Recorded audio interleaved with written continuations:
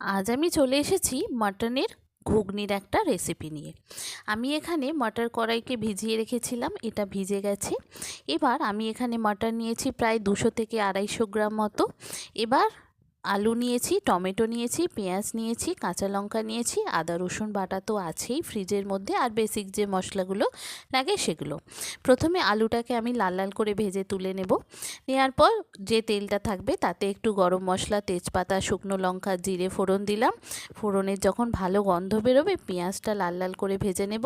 তারপর রসুনটা দিয়ে একটু ভালো করে ভেজে নেব।